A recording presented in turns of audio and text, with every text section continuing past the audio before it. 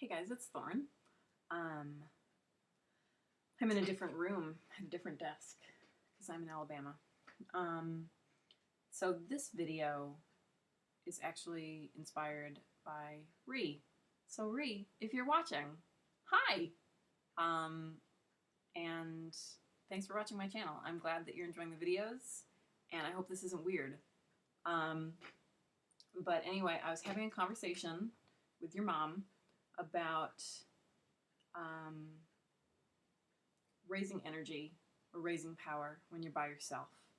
And I thought this would be a good opportunity to maybe start a discussion because there's lots of ways to do that. And I thought about making a list and rambling at you, but maybe it would be better if I just told you what I do and I invite subscribers to share what they do below because there's lots of super smart people who comment on my videos and they'll probably have some advice for you.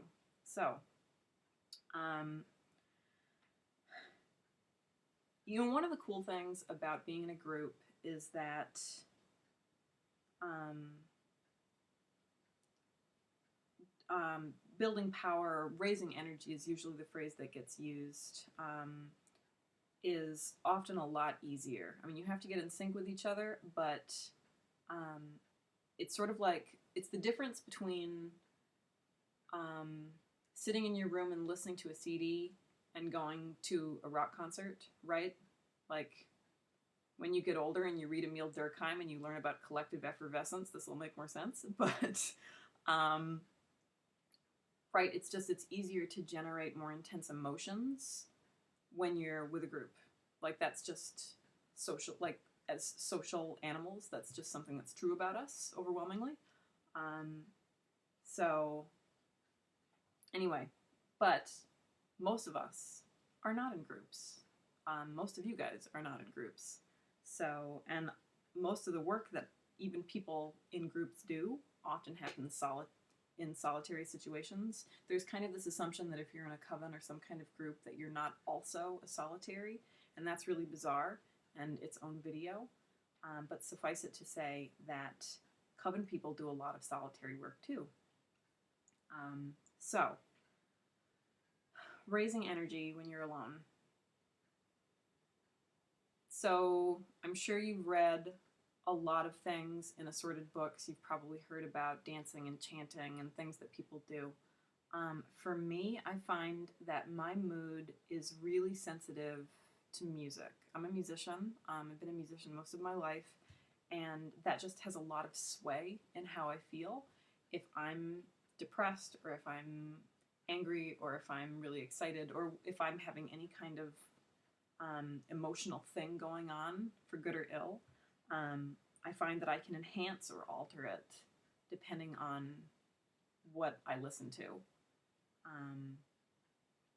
So, yeah, it's why even when you're depressed, there's something that's just really pleasurable about, like, sitting in a dark room with Christmas lights and crying to Nine Inch Nails or something like that, right? If you were a teenage goth kid. Anyway, so I get a lot out of playing music. I'm also a singer, so I find that singing really, really impacts my mood. And if I want to get myself jived for ritual, or if I want to generate a particular kind of energy for a particular kind of working, I'll listen to music that evokes those feelings. And the music that I choose is going to be unique to me, just like if you chose music, it would be unique to you. Maybe you get super pumped by listening to, the standard pagan-y kind of like Celtic music and hand drum sort of thing. Or maybe you really just need Britney Spears and ritual. Like, hey, seen it done. And if it works, it works. No? So music is great. I think trance is a really important skill to have, and music can facilitate that. I do experiment with herbal supplements, by which I do not mean pot, although there's that too, I guess. But I've experimented with the manufacturing of what's usually called a flying ointment or something like that, and those things all have very dubious sorts of histories. But I found that can be effective when used as a supplement to another method, like for me, music. For a lot of people, it would be dancing. So I will pick the most evocative music that I can think of. I will lather myself up in something that I've made, and I'll just allow myself to really be present in that music. That, to me, accomplishes a great deal. I like dance. Dance also can help, and I know a lot of witches of different sorts who dance is a really key component to their work. Dance is increasingly comfortable for me, but for a long time it just made me feel super awkward and body conscious, and that's something that a lot of us, it takes some time to get over. But that might be an effective place to start too, and of course it works in conjunction with music. So, look, Oliver came with me. He's exploring the house.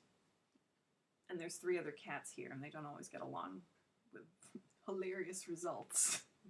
So, yeah, music, dance, substances, alcohol in moderation. You can't have alcohol, Ree. Well, I guess it's up to your mom, but probably not. But that can be very effective.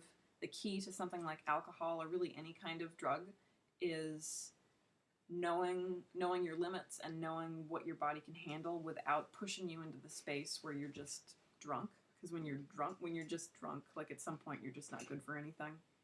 And you don't want to go too far with it. And I think a lot of people use it as an excuse to go too far. It's sort of like the sex magic thing, right? Like, there's a lot of conversation about sex as a way to generate ritual power, but there's, again, that line that has to be walked where you're supposed to be controlling things within a particular sort of framework, and a lot of people just haven't developed that kind of discipline.